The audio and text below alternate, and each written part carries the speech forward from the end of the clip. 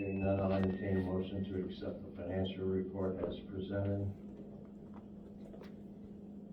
So moved. Second. Moved and supported. All those in favor signify by saying aye. Aye.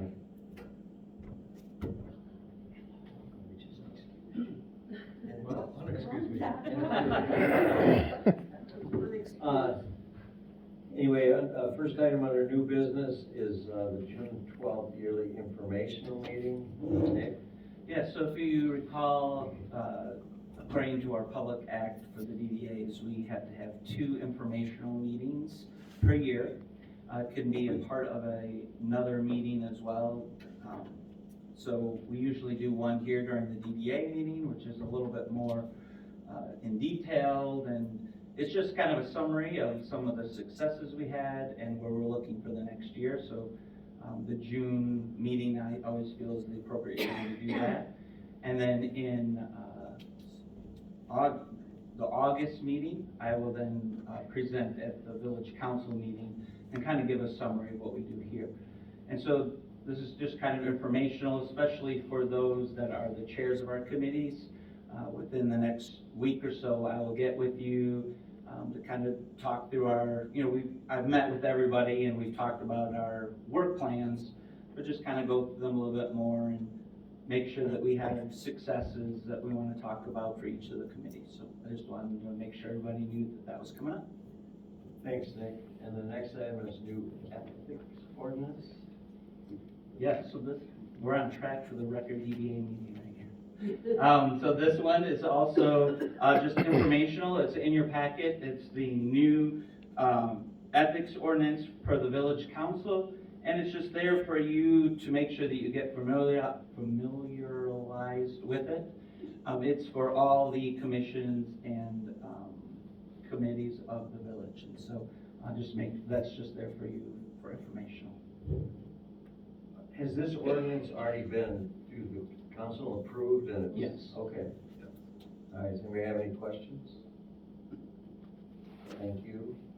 Old business, train depot update. Yeah, so this is the longest part of the meeting, but it's good information. Mr. Walker and I went to Saginaw and met with the CEO and a couple of his men there for Lake State.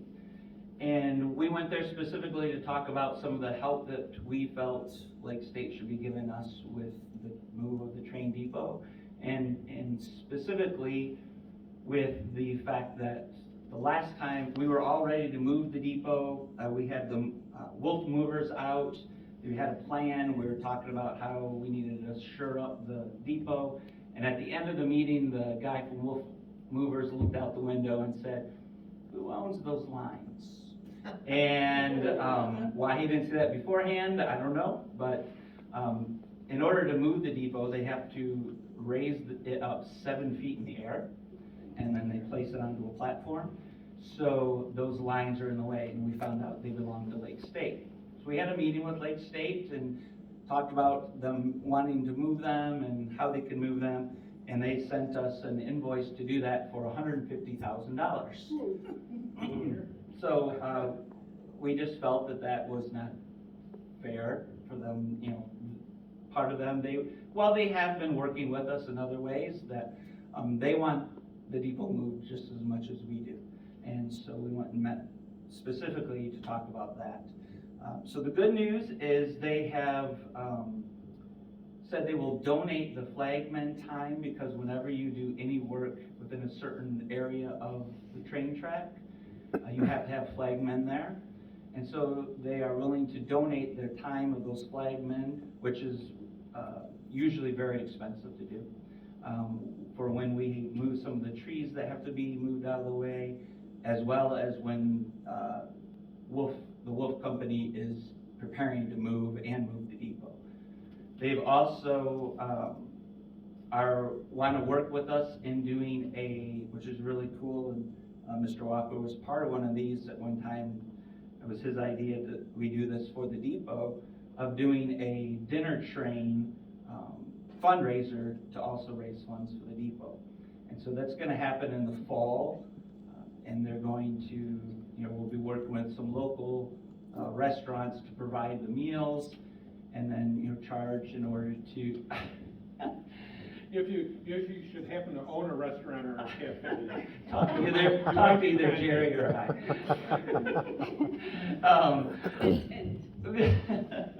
No, but to use that as a fundraiser, and they're willing to do a couple of them in a day span, which we think will be a huge hit and be a lot of fun in order to raise some of those funds. So they agreed to do both of that. And then the CEO said that he did see that it wasn't fair that they were going to charge us for, because they have to remove the lines from the very start of it to the very end of it, and that's what that charge was for. So we did get them, or he agreed to just charge us for what that area where the depot is at. So it took it from 150 to around 40,000. So, which is a lot more feasible for us, because we have the money now to move the depot and to move forward with it in that way. So they asked us at what time we wanted to do that, and we said through either summer or early fall, and so they're working with us to keep that deadline. Thank you, Nick, that's great news. Great news. Anybody have any questions?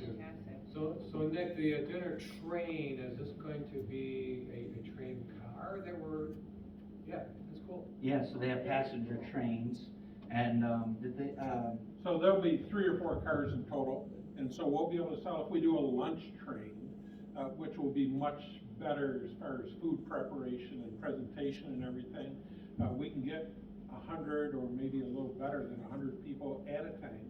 And as Nick said, they'll do 2 or 3 trains for us, so depending upon what ticket price we think is feasible, keeping in mind that it's a fundraiser, we could do 350 people in a day. If we do a dinner train, because of the presentation of dinner and just everything that goes along with it, will probably be half that. So tentatively right now, depending on their schedule, we're looking at a lunch type train. Oh, that's good. they said we'll kind of go to, Yeah, where we I couldn't go. remember that. So we did, when Lake State first took over this section of railroad tracks, they did a community ride, and it went from here to Plymouth and then back. So it's a couple hours total, by the time they go there and then back up and come back. Cool. Thank you very much. The next item on the agenda is committee reports. I'll go. The design committee did meet a month or so ago. Just looked at different projects. We're looking at expanding the Christmas lights, coming Christmas season. Everybody was pleased, I think, with the Ganshaw Park and the pine tree that we added this year. Looking at perhaps adding lights on the trees along Broad Street in front of the hotel area there. Got the flowers, when are they coming, do we know? Anytime now. Anytime. We're gonna order, yep, we're just waiting for them. Okay, so the flowers are coming. We also talked and brainstormed about some landscape planting along Ganshaw Park, and to make that more aesthetically pleasing, specifically some formalized planting of some trees along the road there. Because we're Tree City USA, and are we not? And I think part of the requirement of doing that, we need to have a formalized tree initiative. So kind of in keeping with that, and then we kind of brainstormed on what we could do as far as tying North End into some of the things that we're doing. And Nick had some presentation of a ground lighted display for the holidays that would be on the lawn in front of Holly Plaza area. So I'm looking to implement that. So that's about it. Thank you.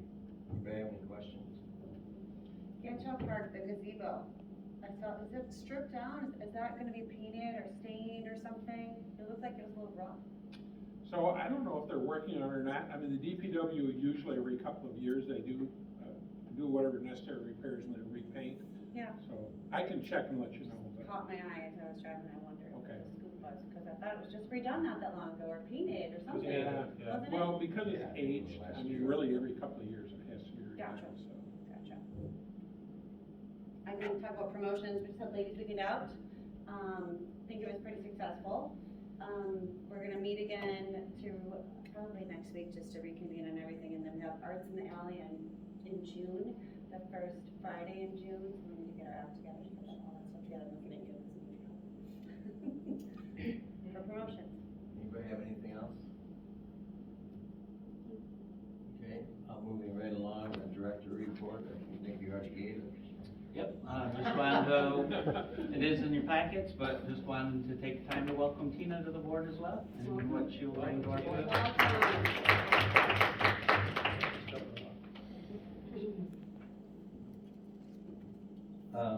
Go ahead, Jerry. Yeah, just real briefly, so usually I try to give a development update, and so last time when I talked about some of the buildings that were under development, I just thought I'd let you know that we have some road projects that are on the board to get done.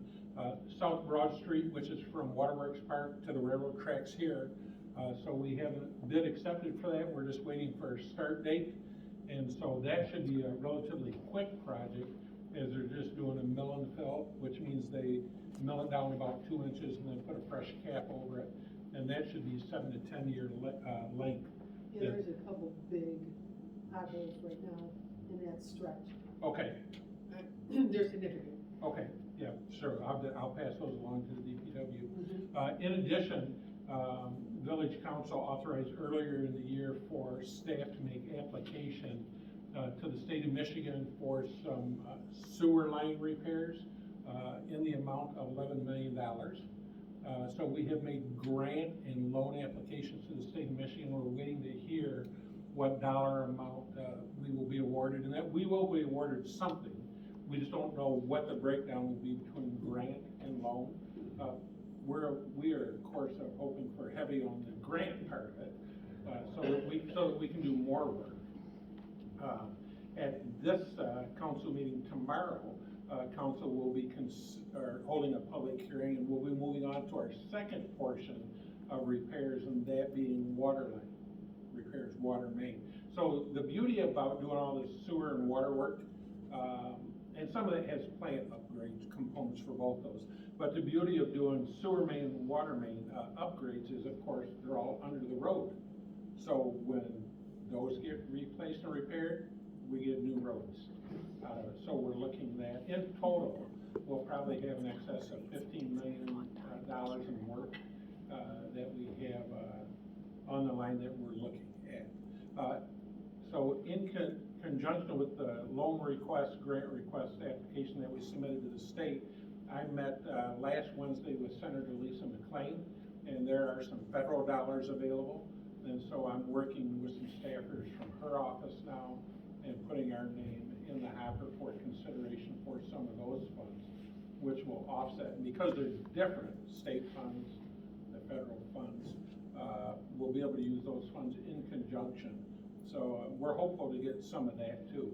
But so to go along with the new construction and the renovation of some of the buildings, we're looking for the next couple of years to do some significant road work.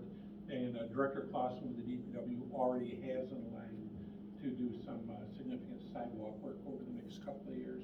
So from an infrastructure standpoint, which all leads to quality of life and helps to bring people to how they, that's where we're at from the village's perspective. Thanks, Jerry. Does anyone have any questions for Jerry? I have one. Do we have an issue with lead supply line pipes for water to people's homes? We do not. So we only had one in the village, and we are working in order to get that taken care of. But Oh, good. with all the houses, we only have one. Good, that's excellent. Public comment, is anybody here who would like to address the board? Go first if you have to. Who wants to go first? Somebody. Hillary. I'll go. Hillary does. Let's go. Please state your name and address for the record, please. Hillary Allgaier, 121 Alley Street. And, so I'd like to welcome Tina first. And then second of all, I serve on the organization committee and sometimes the promotions committee, although even if I'm not there, I still promote. We need you back. All of the things.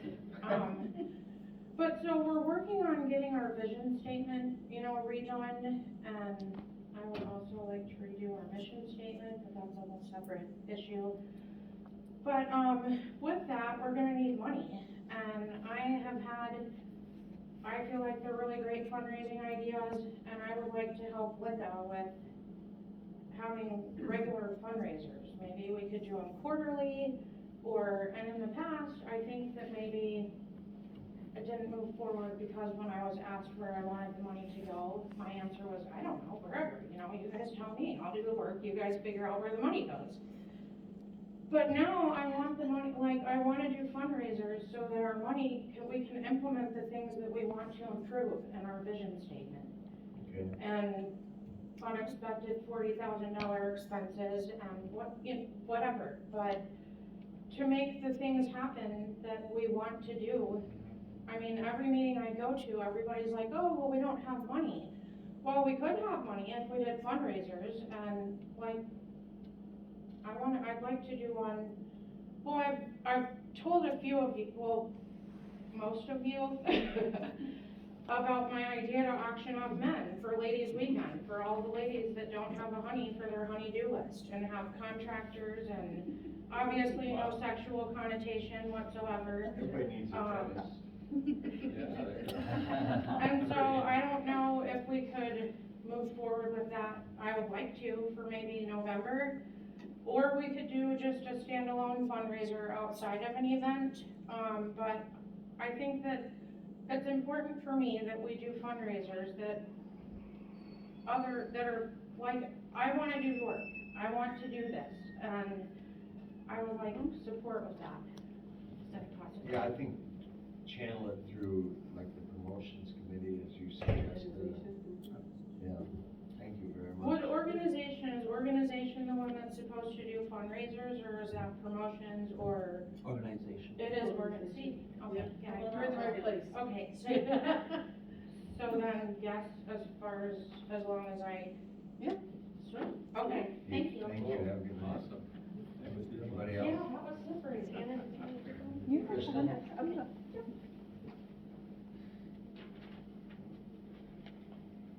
So formal in here. Kristen Watt, 102 South First Street, Apartment 3. I'm just really here as, well, hey, welcome Tina. And mostly I'm here to just read this, so it'll be brief and pleasant. As most of you know, because I know almost all of you, I am the co-founder of PolyX, which stands for Excellence, Passion, Community Transformation, Solidarity. Those all encompass a lot, and it is a big umbrella. For almost 4 years, we have supported a host of initiatives from park cleanups to food and hygiene drives, assisted some senior living community projects, spearheaded the Holly Women's Memorial Project, and countless ongoing efforts seen and unseen. 3 years ago, though, we took on the project of Holly Pride. And a 23-year-old young person asked us in the community why we did not have one. So like many other folks in various genres of community service, we paved a path where there had been none. The first year, we had 200 people and 3 sponsors. Last year, we had over 500 people and over 20 businesses involved.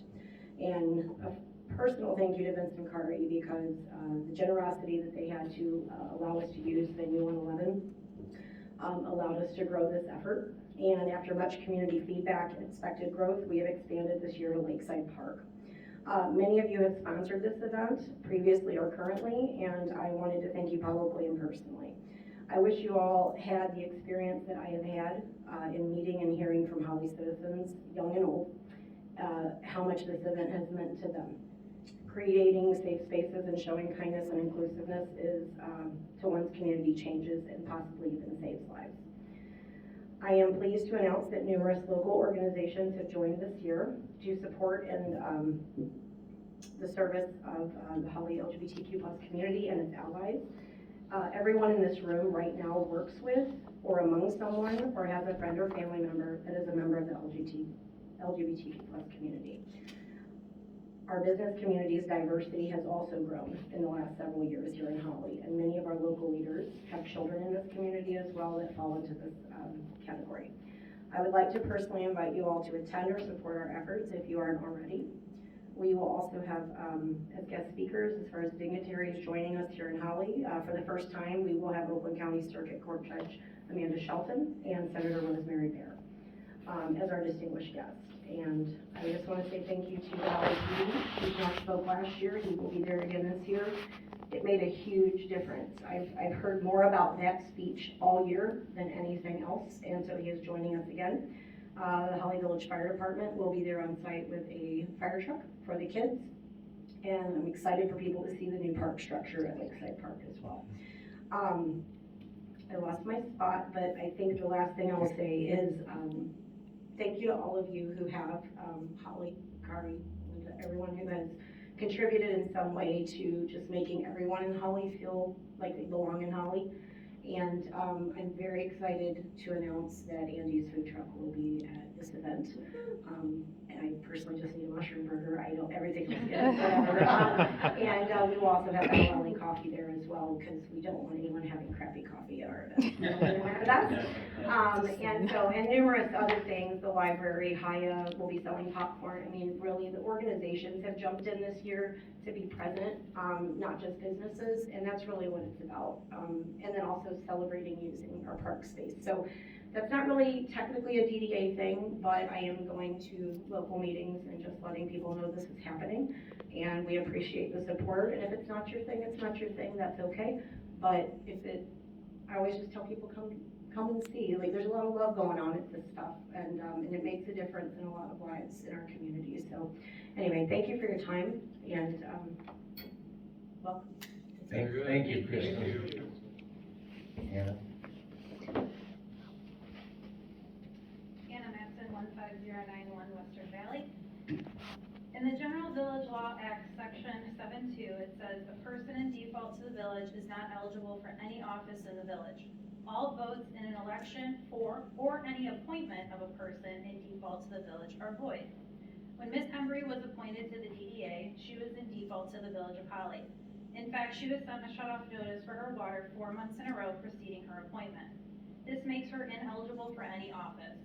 After word got around that I was looking into this matter, she paid her bill. From what I read in the General Village Law, this is still not acceptable since she was not qualified to be appointed in the first place. Consider this my official request for the Village of Holly to seek legal counsel on this matter. Furthermore, this rule is not only found in the General Village Law, it is also in our ethics policy that everyone swore to uphold, but it is much more general. It says the Village of Holly intends that its council, board, commission members will avoid any action which might result in or create the appearance of affecting adversely the confidence of the public and the integrity of the Village of Holly. So how do all of your personal finances affect the village? If you cannot manage your own personal budget and finances, how can I or anyone trust you to manage the village's budget and finances? Your personal finances directly correlate with how you will manage other things. Having someone on the DDA that cannot manage their personal finances adversely affects the confidence of the public in this board and in this village. So also consider this my official complaint of an ethics violation on Ms. Hembry if she is not removed from office, because regardless, she was behind after being appointed. Furthermore, our village president broke the same ethics policy and more. The ethics says all village officials shall safeguard public confidence by being honest, fair, and respectful of all persons and property with whom they have contact. But our village president did not do that. At the last DDA meeting, he was not truthful in 2 cases. You can reference this in the minutes that were approved today. Mr. Delaney was asked by Ms. Stouffer if he followed the criteria for appointing someone to the DDA, and he said absolutely. Part of that criteria of being on any board is that you cannot be in default to the village for more than 90 days. So this was a lie. Also, during my public comment, I said the village president is not always going to be the one seated on the DDA. He interrupted my comment to disagree with me on that. In fact, any council member can be seated on the DDA, not just the village president. So this was another lie and not proper decorum during my remarks. Mr. Delaney's appointment of Ms. Hembry was also a conflict of interest. In both the old and the new ethics policy, it says you cannot give special treatment to anyone that you do not afford to others. Mr. Delaney not only afforded Ms. Hembry a phone interview when other candidates were not, he also said he only knew of one other candidate pretty late, when that is not true. I know this because I turned in an application for the DDA back in September, which my husband reminded him of in February, as well as Ms. Brandon. There was also another applicant that applied weeks in advance of the appointment. So not only are these more lies, it's also a conflict of interest, which are all against our ethics. Consider this my official complaint of an ethics violation for Mr. Delaney. I have kept quiet on many things because I wanted to be on this board. I know in doing this, I have sealed my fate. Anyone who opposes or appears to oppose the village president in any way are silenced, looked down on, not taken seriously, and definitely not appointed to any position in this village, regardless of recommendations and qualifications. But I know in doing this, I am still serving Holly. Keeping our government transparent and accountable is what serves Holly. Let me be clear, this is not in retaliation for not being appointed to this board. In fact, I think another candidate deserves a spot on this board over me. I am doing this because some people in our government need to stop being self-serving. Thank you. Is there anyone else?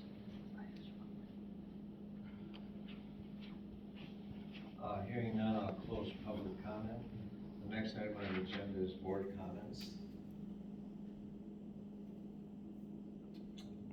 Hearing none, I have one. This is a great, happy announcement. Is Marlo Davidson in the audience today? Oakland County, this Thursday, is going to present her with a great honor for being an outstanding senior citizen. Awesome. And she is and